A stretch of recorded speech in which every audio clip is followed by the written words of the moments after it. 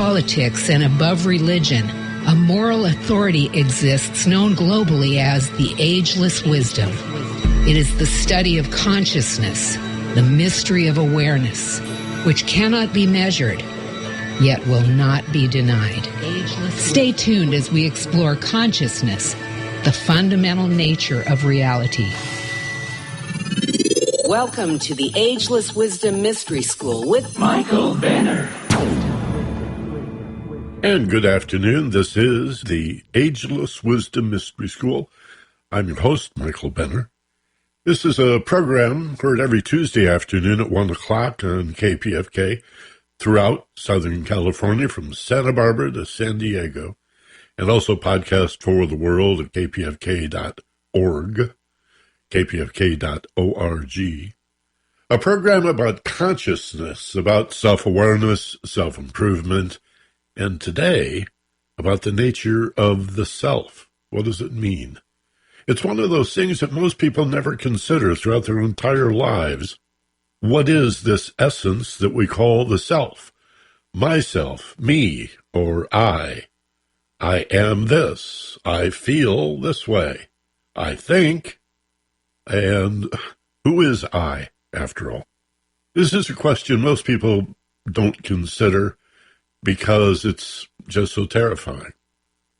And a lot of folks would reject that if I said it to them face to face. No, I'm not afraid of discovering who I am. I'm just not interested. I'll give you some proof that we don't know who we are. Most of us, anyway, continue to divide the world into good people and bad people. Who is this other that we're always concerned with? And that leaves the question of who is us, right? Sort of an awkward statement grammatically. Who are us? Who is we? And who are them? It may be mostly unconscious, but there's high anxiety about discovering the truth of who we are.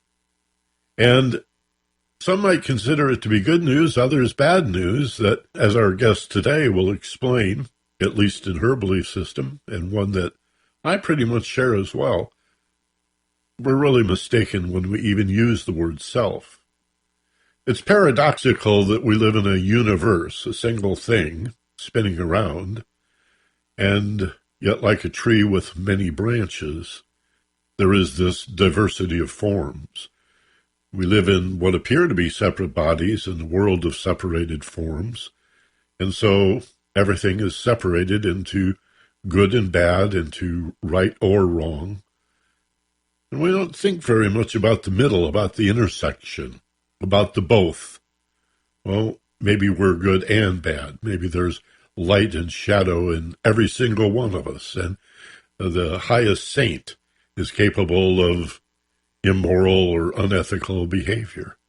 And conversely, the most malevolent and evil person in the world has some goodness in there somewhere. I think it's a big mistake to bifurcate the world into us and them. Basically, it's known as the subject-object split, and it comes out of binary thinking, which is a curse, a pox on humanity, if you will. To think in terms of either or, all or nothing, this or that. And if it's this, it can't be that. And if it's that, it's certainly not this. So let's play around a little bit with this idea of not really understanding who the self is. Most of us presume that there is a central self, a kind of a person in charge, a CEO in our brains, this unified me that expresses will or willpower and makes our decisions for us. But I would argue if that's the case, then why do we argue with ourselves? Why do we feel ambivalent or even confused with one voice in your head saying, yeah, go ahead and do that. You really should. It's in your best interest. And another voice, somewhat more fearfully, saying, I don't know. I think that's risky. That's a bad idea.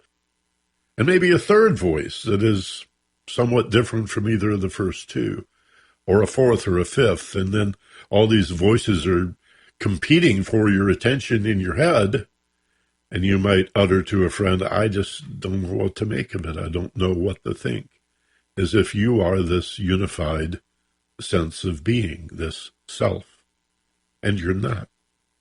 There are, first of all, multiple streams of influence that we need to be aware of. There are biological drives and urges on the most fundamental level, bubbling up from the unconscious mind, demanding certain behavior. The strongest of them are survival-oriented, food, for example. Why does my mind turn to food? Here I am busy working on something else, and suddenly I think about eating. And if you ask yourself, well, am I really hungry? Perhaps you're not. Have I had enough to sustain me today? Well, probably, yeah. And what attracted your attention to hunger? Well, it's a biological drive. It's an impulse. You may say, well, because I feel hungry. Well, do you really? Is it physical hunger? Or is it emotional hunger? Are you feeding a hungry heart? Are you feeding your loneliness, your sadness and depression? Are you feeding your boredom?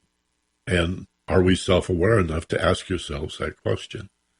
Thoughts of sex for the purpose of procreation is a biological drive, but there's also just the lust and the love of sexuality and romance, pleasant, wonderful feelings that sweep us away. And again, our attention can be pulled from what we intend to do to food or sex, or another biological drive is just to be ordered and organized. And we have this perpetual to-do list that is never finished. And often thoughts of errands or tasks that I need to accomplish, never really manage to fully complete, will distract our attention, pull us away from what we intend to be doing, to thoughts of, God, I got to change the oil in my car. I still haven't done that. And gee, tax day is coming up, and any one of a number of distractions. But you didn't think those things up. The me in you, the I, the self, didn't make a decision to think of these distractions. It's as if the brain, or the unconscious mind, has its own agenda. Indeed, it seems to. There are other streams of influence. There's habitual behavior. There's so-called values and ethics based to a large degree on what you've been exposed to. I remember in my early days of doing talk radio in the 70s and 80s, an issue like War and Peace, or I don't know, capital punishment, let's say. And somebody would call up and they would vehemently support the idea of capital punishment. The state has to kill bad people who've killed other people to prove that killing is wrong. And that just seemed totally illogical to me. And so I would push back and often get to a place where I'd say, why do you believe that? Why do you believe what you believe?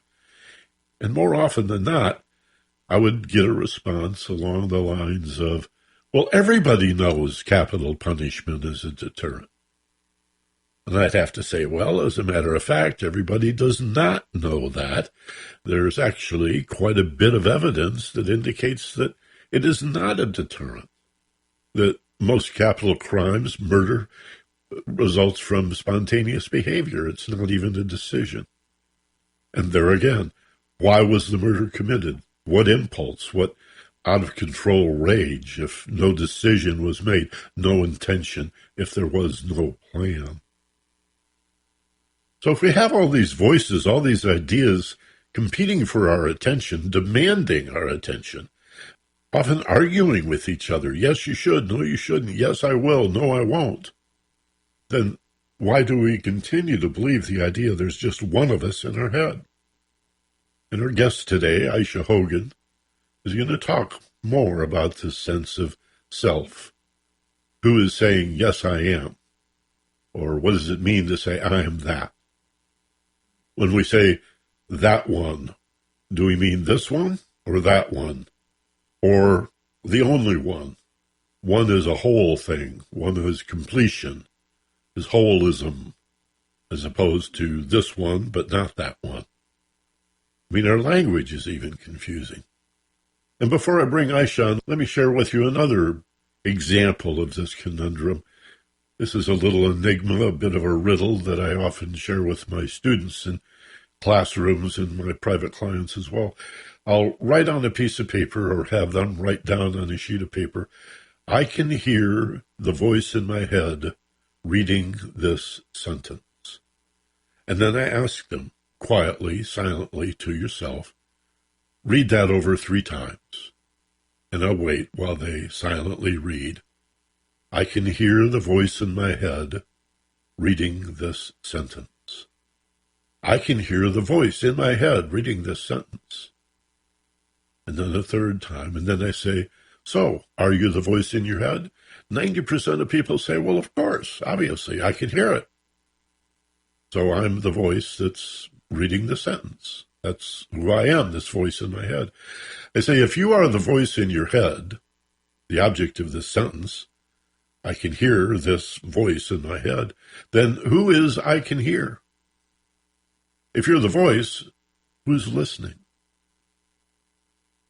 And sometimes people, so confounded are they by this, that they will say, well, I'm both. I'm the speaker and the listener. Really?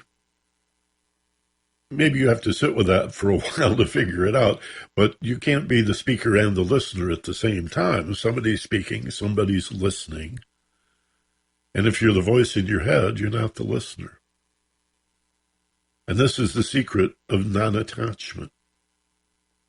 To understand from a place that transcends the separate self, that you are not what you think, though you have thoughts. You are not what you feel, though you have feelings. You are not your behavior, though some behavior is reflexive and some intentional.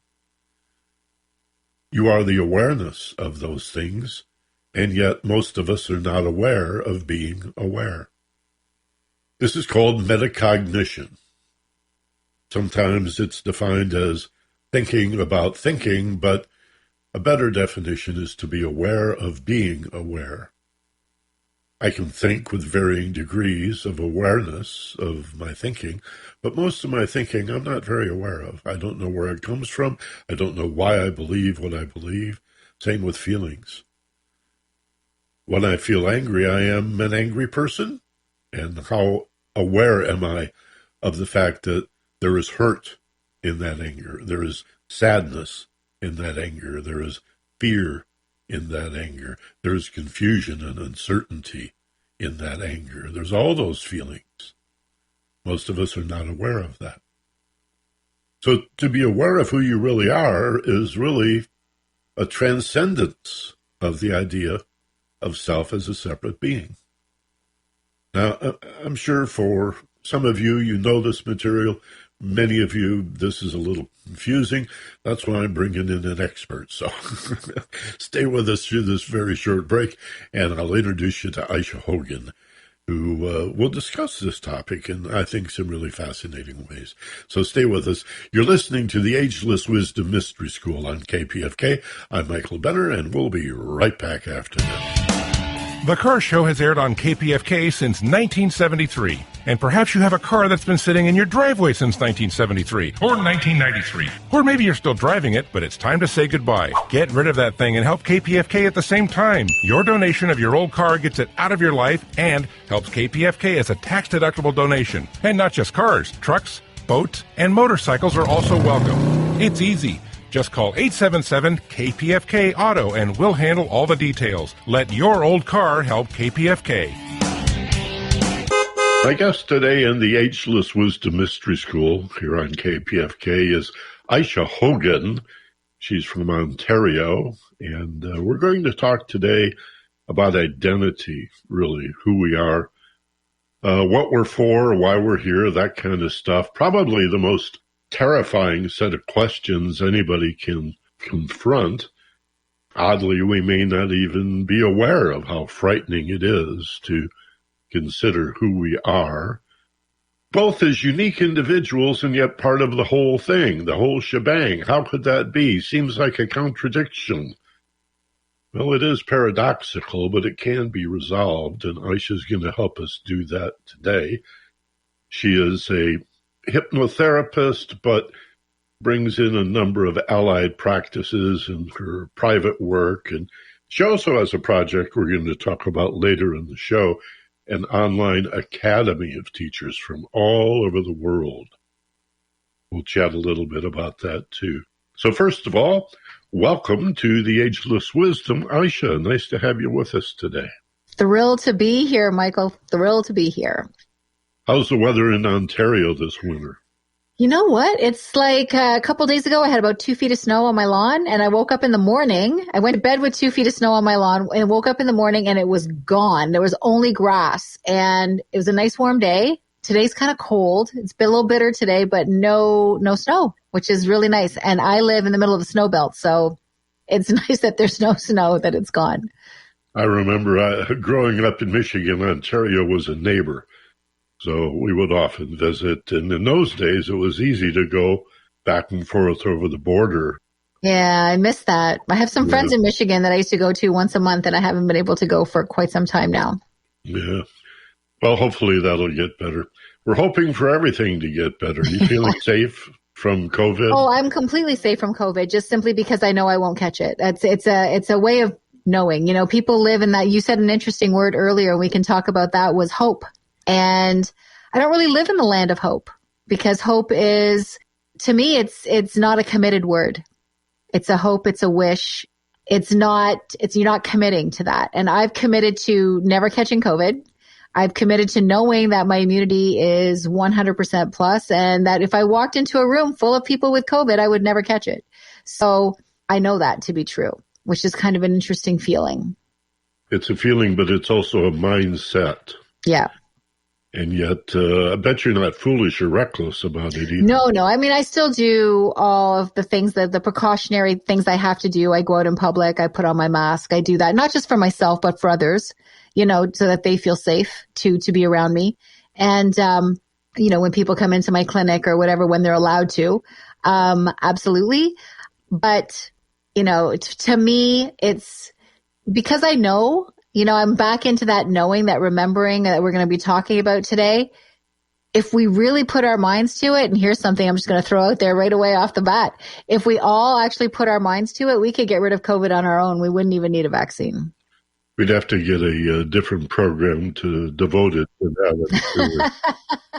But the whole idea of healing through consciousness is something we have talked about in the past, and we'll touch on today, because this idea of identity requires us to consider that while it's true that in form we are unique individuals, we have some fingerprint evidence and DNA proof of our individuality. We are enriched by our diversity as a species.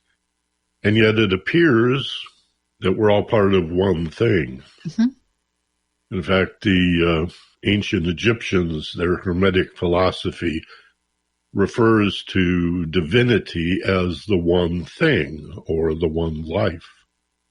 So how do we resolve this apparent conflict? Am I part of a universe, one thing spinning around? Or am I an individual? Or if both, how do we resolve that paradox? Well, I think it's the term that sort of I want to throw out to people is the word remembering. Before we enter this experience, and I call our body, this vehicle that we're in, it's an experience. It's like a finger off a hand. And each one of us is connected to the whole, the universe. Call it God, call it Allah, Buddha, Uncle Bob. I don't really think that, you know, it matters, but for today, we'll just call it source. And we're all connected to this source that created everything, not just on this planet, but everywhere. And each one of us is an experience of. And what the life that we're living is a journey. And it becomes part of not understanding that, but remembering that, because we already know that. Innately, we know that. If we allow ourselves to open up, we know that. We knew it before we entered this experience. We'll know it when we leave this experience. Hence, a lot of people, when they go to someone's funeral, they'll see them at a wake, and they always have that sardonic grin, that all-knowing grin on their face.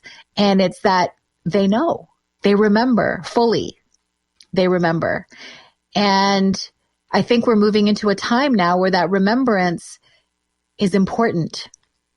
The experience is still so important. I'm not saying that we're going to all become like this, like the Borg off Star Trek, but it's definitely going to be, it's an experience. We're here to grow. We're here to learn. We're here to have different information and different experiences. And what those experiences do is that's what expands the universe. As it feeds into that collective consciousness, all of the information that's being fed from all these different experiences is what is expanding the universe.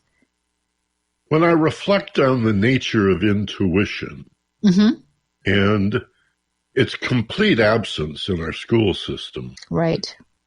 I'm often intrigued by it because I've learned so much in a non-logical way in my life. And I don't mean illogical. When you get an intuitive realization, it's usually very logical, but you did not arrive at it through logic. Right. It was revealed intuitively. And you're right. It does feel so often like remembering. Like at one time I knew that. Yeah. Or it's a degree of, is there such a word as apparency? It just becomes so obvious, these little epiphanies, these realizations, provided we learn to sit quietly, still the body, quiet the mental and emotional nature. It seems that's when the curtain gets pulled back. It's, in our language, in English or any other language, the very first thing that happens is, we learn our pronouns, I, she, he, we, you, and immediately we're taught separation. And what I've been challenging myself with lately is in the things that are the writings that I do, it's to take away the pronouns. And when you remove the pronouns, the only thing you are left with is connectedness. There is no separation. Because when you think of we, it's still a separation of eyes. And when we talk, it's still a collection of eyes. So when people use affirmations, for instance, and they'll be, I am this and I want abundance and I am this and I am that, they're still talking about themselves. It's very rare that they are actually thinking of themselves as the source I, as universal I. And I'm going to take that one step further and say, if you knew yourself as source, you wouldn't even have to say those things, because I don't walk around saying I have 2 feet. I have 2 arms. If you thought of yourself as source, if you knew that you were already that, you wouldn't have to ask for those things. You're already connected to those things. Yeah, I think that as we realize this, we also begin to realize, Ayse, that there's something about living in this world that is so contradictory to that understanding that we get dragged back into this aloneness, this alienation. It's funny, the word alone, if we separate it, becomes all one. Mm-hmm. And we could talk a bit about how, you were talking about pronouns. The very fact that the verb separates the subject from the object, even our sentence structure suggests that we are not that. And there is an exercise in Eastern philosophy where you go around saying, I am that, and that, and that. Yeah, and because that. We are. We are. But we have to remind ourselves of that. Even if we know it, understanding it seems to be a process or a practice. Wouldn't you agree? I do agree. And I will say that even I was guilty of this, was, when I'm working with my clients, I knew this, right? So I talk about it and I say we are connected. Yet when I was living my own life, outside of working with my clients, I was still living in this separate of I need, I want, and all about me and my life, right? When now what I'm doing is I'm staying conscious. It's not easy to move into this integration of what I once was. Interesting. I'm moving back to what I once was and moving back to I am connected to everything. And when I speak about I am talking about source because that's what I am. And I was mentioning this to a friend of mine the other day, and we sort of chuckled at the end when I said, once upon a time to say a statement like, oh my God, people would say that's blasphemous. That's taking the God's name in vain. But what I'm suggesting is, I'm God. And because we are, it's not separate from us. It's connected to us. So we can't say that we are connected and not realize that we can say that statement and it's not blasphemous. It's true. So not to jump to the end, but I guess that in a sense is what I'm doing. What are we for? What are we supposed to do with this realization? Why would the one create the many? That old mystical riddle. Why does unity create diversity? I love that piece. So imagine, and I'm going to go back to a little bit of a separation here. So imagine watching a mouse in a maze. And that mouse is living its experience, whatever that maze is for. And they're watching the mouse move around in the maze, and it's doing something, and that feeds information, that brings back information, right? So taking it back to people now, if I was to bite into an apple, I would have an experience in that, and I would be sharing that experience, whether in my thoughts or whatever, but I'm sharing it. And then you take a bite of an apple and you share your thoughts about it, and somebody else takes a bite of an apple, and millions of people take a bite of an apple, and they share that experience. And all of that experience is now fed up into what we call the collective or the one consciousness. And when it's fed up into that energy, that information is energy. And that energy now is expanding the universe. So our job is to experience and feed information into that collective so that we can then expand the universe and just keep doing that. But at the same time, raising our vibration and frequency so we can become better and more connected. The only thing that really connects us or disconnects us, I think, is number one, the human curse of forgetting when we're born, but also the ego. And I don't mean the ego that always beats up on us all the time. It's the same ego, but it might, even in my case, it looks at it and goes, oh, that's a great concept. That's a really interesting thing. But it doesn't allow me, if I don't take control of it, to completely step into it. That was there to keep us here. So how do we overcome that? How do we overcome that ego? Because if we took the ego out of the equation, it would be very easy for us to remember. People often equate purpose with meaning. The purpose of life, the meaning of life, as if they're synonyms. I think meaning is really personal. The way we live our lives and what's important to us, what do we care about? Right. But perhaps purpose is universal. Yes. And if it were, would it be growth, evolution, unfoldment? Well, of course. Think about it. You said something about meaning there, and I just want to add something to that, and then I'm going to move on to this. Meaning. People look for life to bring them meaning. What's happening outside of them, their experiences to bring them meaning. And that's not what happens. It's not outside of you. It's you have to bring meaning to your life, to your experience. That's where it needs to come from. Now, when it comes to purpose, if you think of all the people who are trying to contribute to humanity, it doesn't matter how they're doing it. We all have the same purpose. At the end of the day, the end game is the same. It's to raise vibration, raise frequency, bring people to better versions of themselves. So I'm going to throw a word out here that's kind of new, I think. And there's awakened, and then I think there's pre-awakened. And pre-awakened are those people who are waking up, but they still talk about their purpose as my purpose, my path. It's not their purpose and their path. It's the ultimate purpose and path. You can only become awakened when you know that you're not just doing it. You're not the only one who's got on this purpose and path. We all are. I have a friend who does a podcast about business.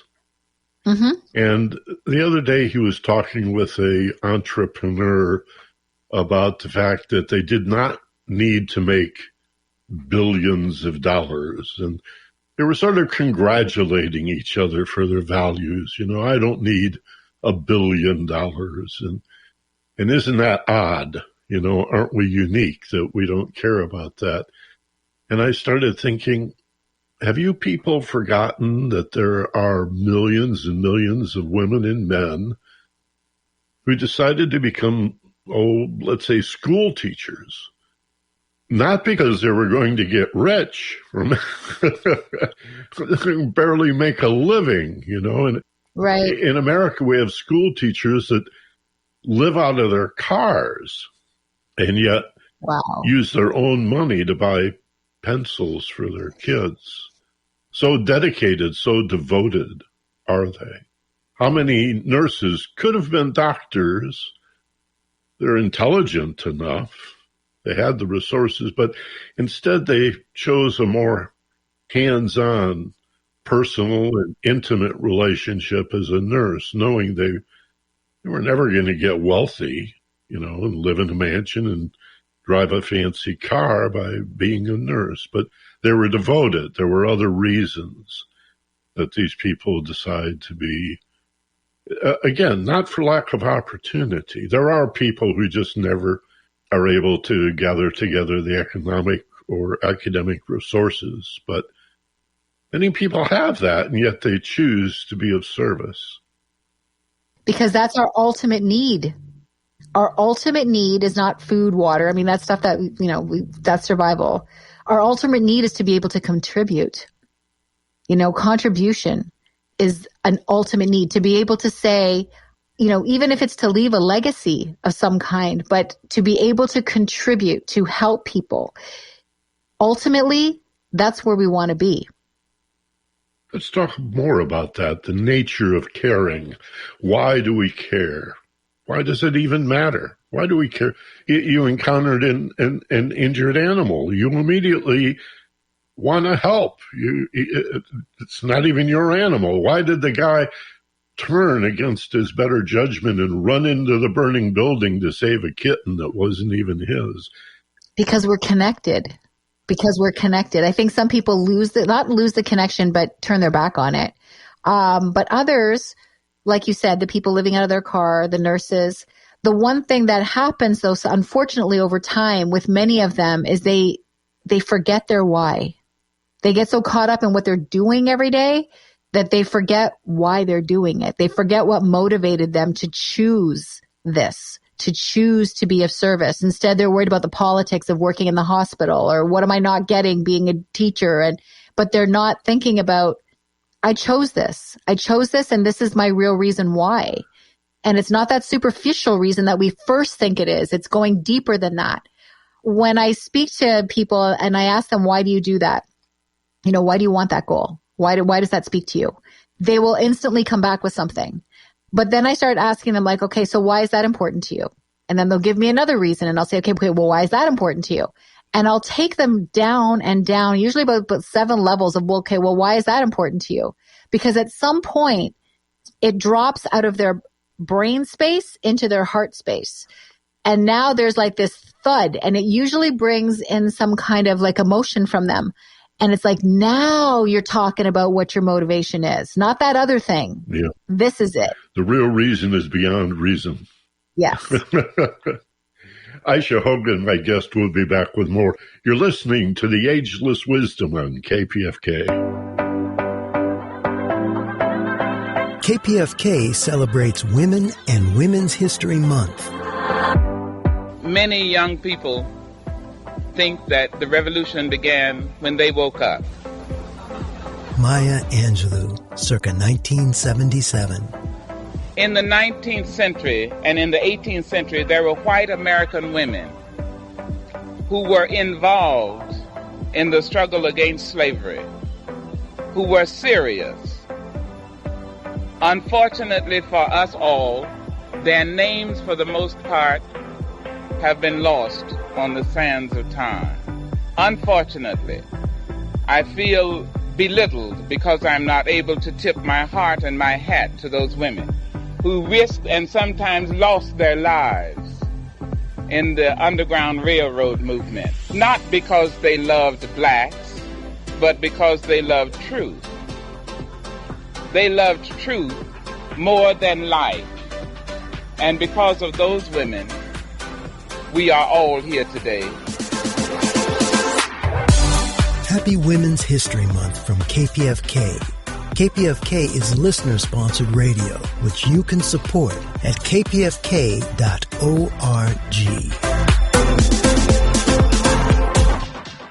KPFK on your radio at 90.7. We stream for the world through the internet at kpfk.org.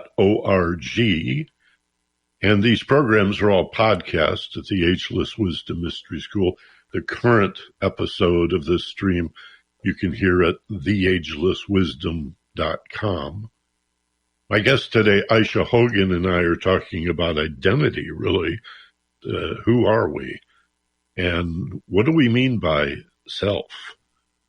Sometimes when people talk about being self-centered or the higher self, it sounds like maybe we need to consider what we mean by self. How do you resolve that personally in your own mind? What does the word self mean to you, Ayse? Okay. That there is no self. There is only mastery. And when I say that, we're here as an experience, as we talked about a little bit earlier. But, I have an academy, it's about universal self-mastery. But there is no self, because self means that we're separate. Self means that we are separate from each other, and that I am separate from you, but I'm not. I am you, and you are me, and I am that mountain, and I am, that carrot. And on all of those things, we are connected to everything. And in actuality, there is no self. There's only mastering this experience and mastering the ability to step into it and understand your limitlessness. And that therein lies the challenge, because most of us feel so limited. But the more you connect to the universal I, the source I, and understand that there is no self, the more powerful you actually begin to feel, the more connected that you feel. Does that answer your question?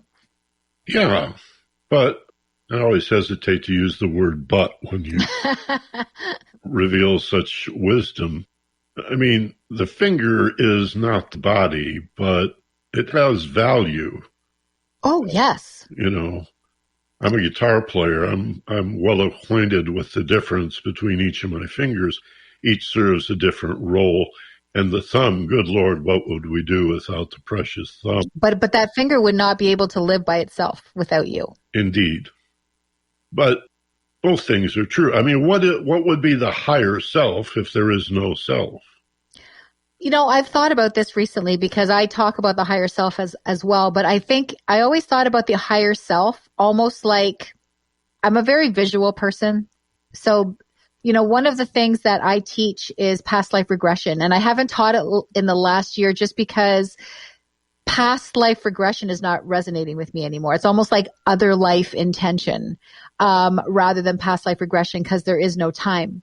So when I think about higher self, when I even explain it to my students, I think of it like an octopus. Like there's this octopus head, and then there's all these tentacles that are going into these alternate intentions. But now I think, was I thinking too small? Is there really a higher self, or is there only the one? And that thing that we're connecting to that we think is higher self is not in fact higher self, but the creator. I had a teacher years ago who would repeatedly use the bar magnet as an allegory, and I really liked it because she would talk about the polarities of the North Pole and the South Pole, and that, when we use the word polarized, for example, we're often talking about what sounds like or what appears to be opposites. And yet, she would hasten to add there is a third element. There is a center. There is the magnetic field that unifies this appearance of opposites into one whole thing. Right. And when we talk about, well, what is it, Ayse? A single source, a unified universe or cosmos, or all of these separate individuals? Well, it's both. It's spirit and matter. It's both. And I think that even universe has its, like, there has to be yin and yang and everything, right? Right. You know, even in the universe, there is light and there is shadow. And without it, people always say, I want to get rid of all my shadows. I'm like, you can't. You need those. Like, you wouldn't be able to make a decision without them, right? So you wouldn't be able to carry out anything without them. You need them. And it's the same with the universe. Like, we have to have light and shadow, and we have to have positive and negative in the energy. And when I say negative, it doesn't necessarily mean like horrific things. It's just positive and negative charged energy. And, when you think of quantum physics. So at the same time, if you think about, I'm going to use a term here just because everybody can relate to this. So let's say I talk about Lucifer. Maybe that's just a shadow. That's part of the shadow. And it's necessary. And people in our own subpersonalities, we all have so many subpersonalities. And in those subpersonalities, we choose which ones are going to be our primary. We choose, am I going to be really generous or am I going to be super greedy? So we choose which is going to be our primary personality traits. But in source, they all have to be there for them to exist in us. This, for me anyway, is one of the appealing aspects of Eastern philosophy. Take the god or goddess Kali, for example. We think of death as the end of things in the West, but Kali is sometimes called the destroyer, but more often the dissolver. And it's seen as part of the necessary cycle. How could there be birth without death? How could we have spring and summer without fall and winter? How could you be selfless without the contradiction of the other side of being selfish? And out of this duality, we get gender, and there is electromagnetic polarity, as you said, the yin and the yang of things, the attraction and repulsion, and yet to go no further and to fail to see the ultimate unification of all of this is, I think, behind the trap of binary thinking, which has always been a pet peeve of mine, trying to live in a world where so many people want life to be true or false, everything or nothing. Either this or that. Well, that's how we've been conditioned, though. Yeah. But that doesn't mean that it's true that way. I think of a book, like I've just finished reading, I've read a million times over, a book by Don Miguel Ruiz that's called The Mastery of Love. And when I finished that book, it's a very simple book. I don't know if people know the 4 Agreements, but it's one of those books that he has. And when I finished that book, I remember sitting back and going, wow. As humanity, are we ever living butt backwards when it comes to loving people? We're doing it all wrong when it's so simple. It's so simple. We make it so hard. And the book was almost like an epiphany to me. And everyone I give it to is like, oh my God. And all of a sudden their relationships become better. And it's because we're looking for things outside of ourselves when we already have it inside. And it's the same thing with this.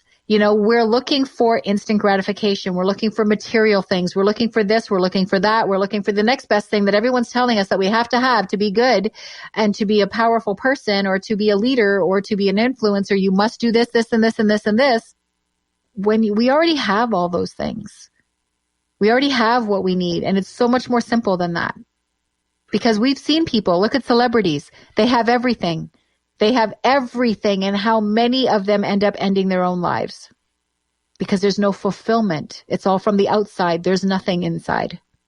I've been married to a very beautiful, very attractive woman for 25 plus years, but I must tell you that what I found most attractive about her was her giving nature.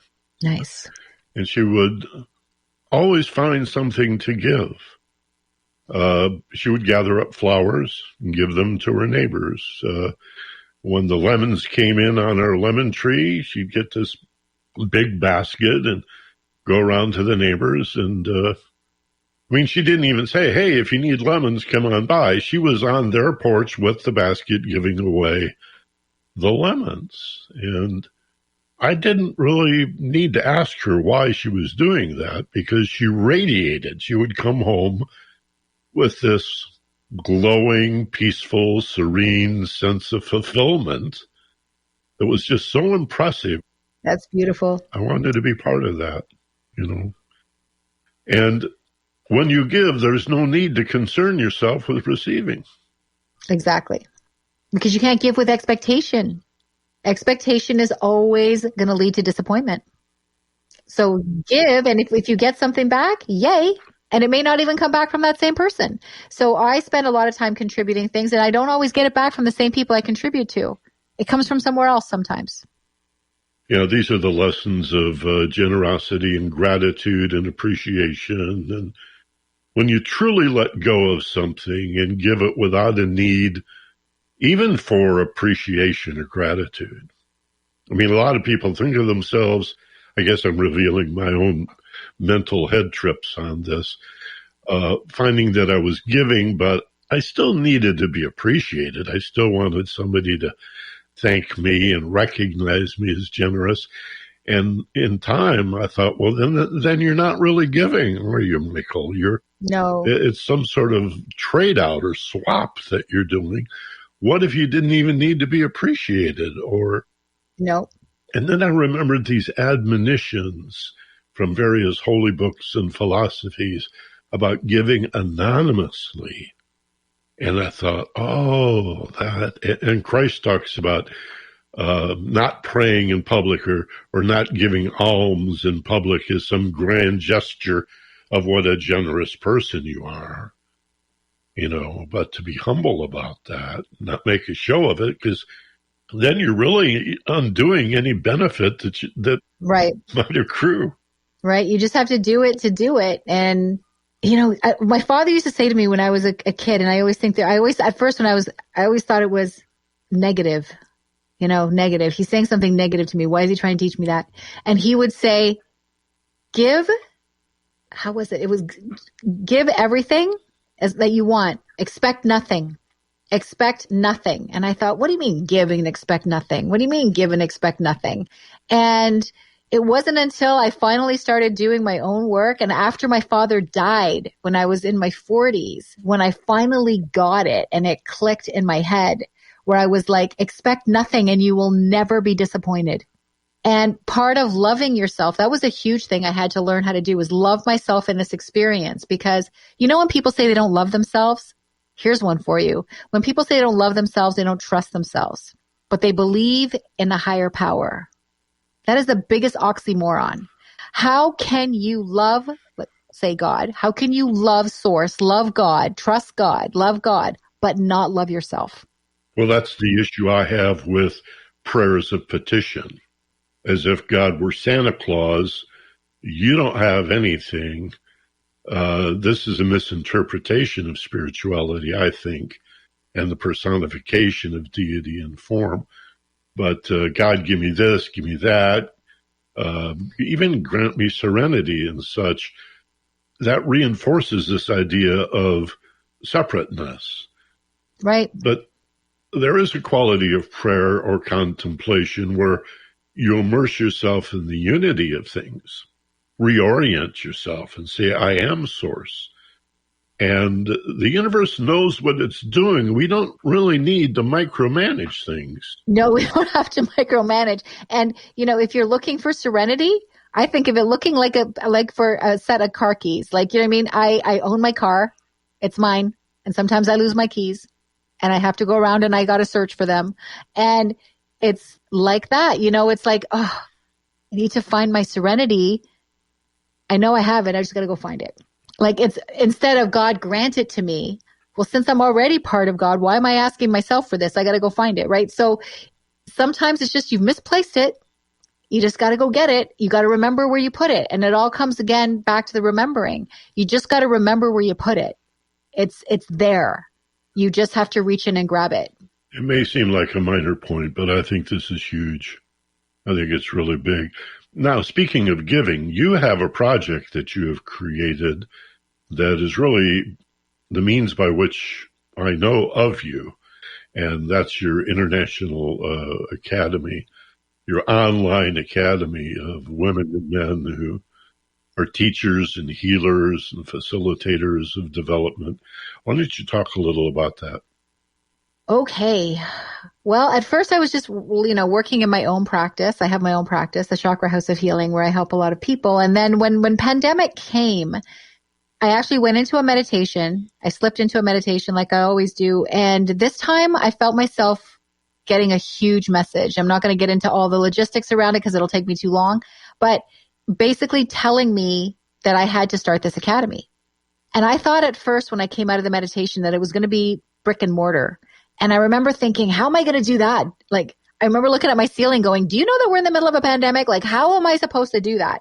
And before I knew it, the signs were coming and they were coming big. And it was just, okay, this is going to be online. And before I knew it, I was registering and collaborating with other faculty. I didn't even have a website yet. I didn't even have anything built yet. And people were coming in, and I don't know whether it would have worked before pandemic, because I think people were so caught up in their own empires, their own businesses, that it was only after pandemic where we feel like it took pandemic to unify us. Like it's crazy. So where they're now thinking about collaboration. And I think that a lot of people have been asking for this. I know I was, over the years, and here was our answer.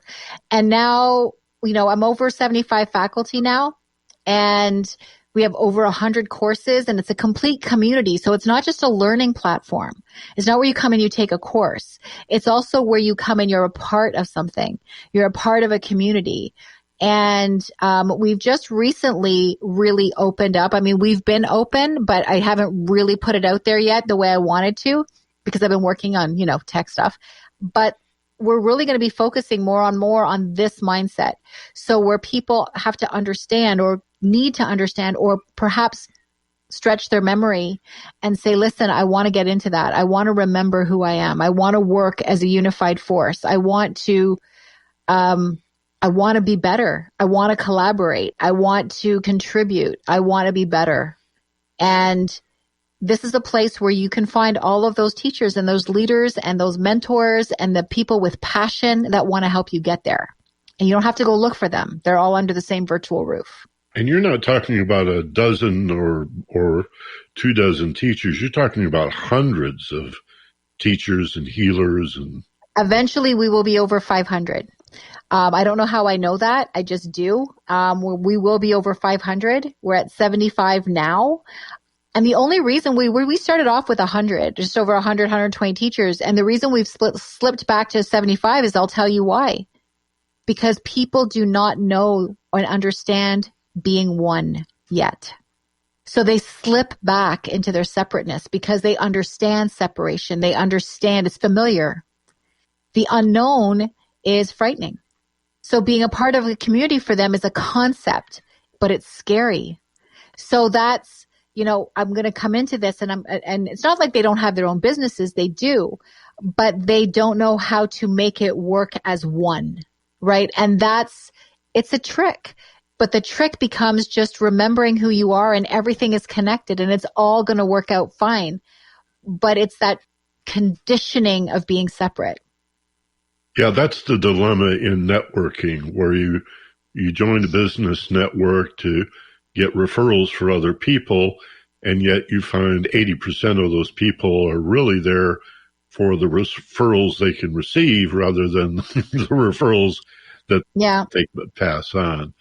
And it's a quality of fear and anxiety. It's a holding on. It's a clutching. It's that dilemma we face in so many areas of our life. And it's where are they in their healing journey? Yeah, oddly, we often call it being stuck, but we're really holding on. Exactly. We're white knuckling stuff. Like we hold on to it and we're just like, why won't you just let it go? Like open up your hands. It feels good when you stop white knuckling. Like it feels good when you can stretch your fingers out, right? So it's let it go, because if it's meant to be, it'll be there for you. It's not going anywhere, and if it's not meant to be, then maybe it's making space for something else. So this is the International Academy of Universal Self-Mastery. Yes. I awesome. So that is that's our acronym, which is IAUSM. So I awesome. And it sort of showed up. That's how we find it online is? Yes, IAUSM.com. Okay. And how can folks find out more about you? Since everybody's online, you're as close as far away. None of that matters. So yes, I work one-on-one with people who want to really work and get into this space, whether they're in depression, usually trauma, even fibromyalgia is a big one that I'm working on with people because they've just gone so far that it's really starting to resonate in their body and in their energy. So I work at the Chakra House of Healing. That's what I own, the chakrahouseofhealing.com. And that's my practice where I work one-on-one with people and really help them to understand who they are, and what they can do. And the minute they get there, we don't spend a lot of time sitting down and talking about, and then what happened in your life, and then what happened, and how did that make you feel? And I don't spend a lot of time with that because that happened and we can't change it. And that was part of the experience. So here's something I'm going to tell you people that have gone through stuff in your life. Remember we talked about earlier about experience expanding, that knowledge expanding the universe. Everything you've been through, everything that you have been through has been to contribute to the expansion of the universe. That's pretty cool. And it is expanding, and scientists haven't figured it out. It should be slowing down at some point, Why? Laws of physics and inertia, but it's not. And in fact, not only is the universe expanding, the rate at which it's expanding is accelerating. It's right, because we forget that, we're not the only life form in this universe. So there's knowledge and everything from all kinds of places that's feeding. And we are part of all of that. Like we are part of all of that. And if we could think more like a mountain, a mountain is a being. A mountain has energy. Therefore, it has consciousness. Might not be like ours, but it has a consciousness. And a mountain doesn't say, like how I'm not big enough yet. I'm not powerful enough yet. It's just understands that it's connected. It already knows that it's connected to everything. There is that knowing, that remembering that it has for many, many years. So is it smarter than we are? I don't know. Maybe. The opening of this program every week includes the statement that it's about consciousness, the fundamental nature of reality. Mm-hmm. Nothing stands outside consciousness, and to consider in its own way, even inanimate objects, as you say, the mountain, the river, the sky. They have to. There is nothing else. Yeah. There's energy. And if there's no energy there, it doesn't exist. And inside energy, there is that consciousness. It's there. Yeah, everywhere. Ayse Hogan, my guest today on the Ageless Wisdom Mystery School. Ayse, thank you so much. Oh, thank you for having me. I always love talking about this. You're very welcome, and we'll do it again, I'm sure. It's nice getting to know you and know more about you and learn from you. And again, the best way to get a hold of you online? The best way to get a hold of me online is either through, to email me, it's Ayse@iawesome.com. That's so easy to remember. So Ayse@iawesome, IAUSM.com. Whether it is that you want to be a teacher and find out about the academy and how you can teach, whether it's you've got questions about being a student, or whether you're looking for help, for you individually, I'm there for you in all kinds of ways. I just want to mention one really quick thing if I can. Sure. All right. We are right now, it just got launched this week. We are collaborating on a book. You might be interested, Mike. It's called From Bottom to Top, and it's 100 we're looking for 100 authors in total. And this is about you speaking about your experience where you've transformed, where you felt like you were at some kind of bottom and you've transformed your story. And what we want to do with this is 100 different stories of 100 different kinds of transformations. And these are meant to inspire people. These are meant to help people get unstuck. It's meant to lower the rates of suicide that are crazy right now, to let people know that there are other options. So from bottom to top, if you want to know about that too, reach out to me, because right now we've just, like I said, we've just opened it up a couple of days ago, and we are looking for 100 teachers. Authors, 100 authors. Thanks, Ayse. We got to run. We're all out of time. Yes. Thanks for being with us. And thank you for listening again this week to the Ageless Wisdom Mystery School. Make it a habit every Tuesday at 1 o'clock California time, streaming for the world at kpfk.org at 20 hours Universal. As always, be gentle, love life, and take care of each other. This is Michael Benner on KPFK, Los Angeles.